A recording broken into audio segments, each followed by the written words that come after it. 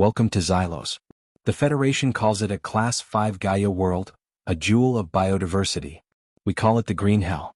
It's a planet-sized hothouse where the humidity is 90%, the mud is deep enough to swallow a tank, and the chlorophyll smells like old copper and spilled guts.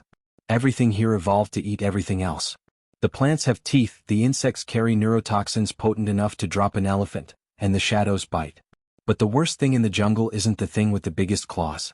It's the thing that listens. They are called the Xylos mimicus. We just call them echoes. They are apex ambush predators, sleek, six-legged nightmares wrapped in light-absorbing scales that make them look like holes in reality. They don't roar. They don't growl. They have evolved a complex organic syrinx in their throats that can replicate any sound they hear with terrifying fidelity. And what they hear mostly are us. They listen to our patrols panicking. They record the wet gurgle of a marine dying with a ripped throat. They memorize the desperate pleas for evac over the radio. And then when the jungle is quiet they play it back. They hide in the canopy and broadcast the voices of your dead friends to draw you into the kill box. They weaponized our empathy. Standard infantry units don't last a week here. They hear their sergeant screaming for help 300 meters out, they break formation to help, and they get butchered. You can't fight an enemy that uses your own humanity against you with standard tactics. That's why they send us. The 77th Deep Recon Unit. The Silent Devils. We don't wear standard comm beads. We wear Voxlock collars. Once we step off the dropship, the collars engage. If you try to speak, if you so much as whimper when a thorn the size of a dagger goes through your boot, the collar delivers a localized 50,000-volt shock to your larynx. We don't talk. We don't scream. We communicate through encrypted burst clicks in our helmet HUDs and a complex language of hand signals. We learned long ago that on Xylos the only safe sound is silence. And the only good response to a scream is a blade. Our mission was a recovery op in Sector Gamma 9, a dense mangrove swamp where a ranger team had vanished 24 hours prior. Their distress beacon was active, but it wasn't sending data. It was just broadcasting a loop of screaming. We inserted via low-altitude grav chutes, dropping into the canopy like stones. The jungle was deafening at night. A cacophony of alien insect shrieks and the low thrum of bioluminescent flora. The heat hit us instantly, a suffocating blanket that made the air feel thick as soup inside our sealed carapace armor. My squad, Vesper on point with the thermal shotgun, Jax with the heavy flamer, and Stillion on demo, landed in a tight perimeter, vibro-machetes already drawn. These weren't standard-issue knives. They were 2-foot lengths of diamond-edged steel vibrating at ultra-high frequencies, capable of shearing through carapace and bone without slowing down. On Xylos you don't shoot from a distance. The jungle is too thick. You get close and you hack until the movement stops. I gave the hand signal for hunt formation. We moved into the swamp, the black water up to our knees. The only sound from us was the soft, wet slosh of our boots and the low hum of our active blades. 500 meters in, the jungle went quiet. The insect noise died out. That's when the echoes started their performance. From the canopy above and to our left, a voice cracked over the open-air waves. It wasn't a radio transmission, it was coming from a biological throat. Mayday. Mayday. This is Ranger Unit 4. They're everywhere. Oh God, my legs. I can't feel my legs. Please, someone, anyone help me. It was a perfect replication of human terror. I saw Stillion flinch, his grip tightening on his demo charges. It's an instinct deep in the monkey brain to run toward a distress call.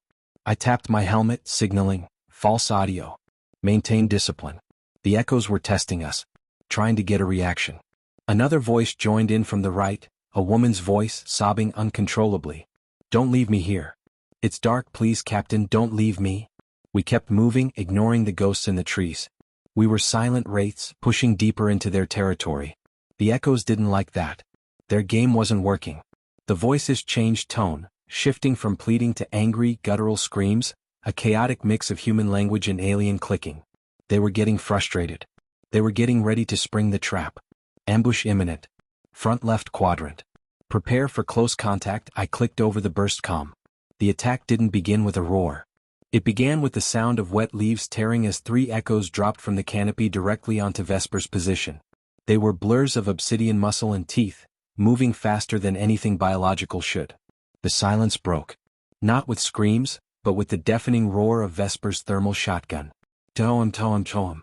The phosphorus rounds lit up the swamp in blinding orange flashes, catching the lead echo midair. The creature didn't fall, It disintegrated, its torso blown apart in a shower of glowing blue ichor and burning scales. The other two landed on her, their scythe-like forelimbs hammering at her armor. Vesper didn't panic. She dropped the shotgun and drew her vibro-machete in a smooth, practiced motion. No wasted movement. No vocalization. Just brutal, efficient violence. She drove the humming blade upward into the first echo's jaw, the vibration liquefying its brain case instantly. More poured from the trees. They were all around us now, a swirling nightmare of claws and those horrible vibrating throats that were still trying to mimic human cries even as they attacked. "Help me! Help me!" one shrieked as it lunged at Jax. Jax didn't help it. He introduced it to the cleansing fire. He triggered his heavy flamer, unleashing a 20-foot torrent of thickened napalm. The jungle erupted in light. The echo hit the wall of fire and shrieked, a real alien sound of pain this time, not a mimicry. It thrashed wildly, igniting the vegetation around it, before collapsing into a charred heap. I was back to back with Stillion, my machete working in a blur. An echo tried to flank me, its movements silent in the mud. I sensed the displacement of air more than I saw it.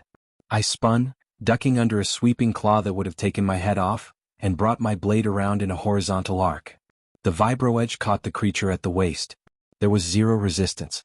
The top half of the echo tumbled into the water while its legs took 2 more confused steps before collapsing. We were a meat grinder. We moved in a tight, rotating circle, a whirlwind of fire and humming steel. We didn't offer them the satisfaction of fear. We didn't give them any new sounds to record. We just killed them with a cold, industrial efficiency that the jungle had never seen before. We were the silent devils, and we were louder in our actions than any scream they could broadcast. The remaining echoes, realizing their prey fought back with a ferocity that outmatched their own, broke contact. They melted back into the shadows, leaving behind a dozen steaming, dismembered corpses sinking into the swamp. "Status check," I clicked. Vesper, green. Armor integrity 80%. Jax, green. Fuel at 60%. Stillion, green. Ready to move. We pushed forward to the source of the distress beacon. We found the ranger team. Or what was left of them. They had been dragged into a hollowed-out root system, a sort of trophy room for the pack. Their gear was scattered. The beacon was there, jammed into the mud, its battery dying. Stillion retrieved the data core. Objective complete. Ready for extract. But we weren't leaving yet. You don't walk into the green hell, get attacked, and just leave. You send a message. Jax. "Burn the nest," I signaled. Jax nodded, stepping forward to the root cave. He opened the valve on his flamer to maximum flow. He didn't just spray the entrance. He emptied the entire tank into the hollow, turning the lair of the echoes into a blast furnace. The sounds that came from inside weren't human mimics anymore. They were the primal shrieks of predators realizing they were no longer at the top of the food chain. We extracted at dawn, rising out of the canopy on the gravlines of the recovery shuttle. Below us, a massive plume of oily black smoke marked the spot where we had been. We sat in the hold of the dropship, covered in mud, alien blood, and char. We deactivated our Voxlock collars. For a long time nobody said anything. We just listened to the hum of the engines and the blessed absence of screaming. Finally, Vesper wiped a smear of blue ichor from her faceplate.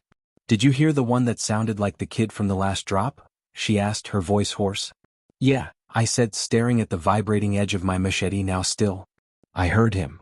"Good copy on his tone," Jax grunted, cleaning the nozzle of his flamer. "Almost had the pitch perfect." "Almost," I agreed. I looked out the viewport at the sprawling, endless green expanse of Xylos below. The jungle was waking up again, hungry and loud. "They can have the voices," I said quietly, snapping a fresh power cell into my blade. "We keep the silence. And we keep the edge." Humanity had learned the hard lesson of the green hell. In a world that tries to terrify you into submission, the only appropriate response is to become something even more terrifying. They wanted our fear. We gave them fire and steel, wrapped in absolute silence. Let the jungle whisper. We're done listening. This has been Apex Sci-Fi. The jungle has eyes, but we brought the blades. That if you enjoyed this silent, brutal walk through the green hell, smash that like button. Comment below. What's the most terrifying sound you can imagine hearing in a dark jungle? Subscribe for the next story. The comms are cut. The hunt is on.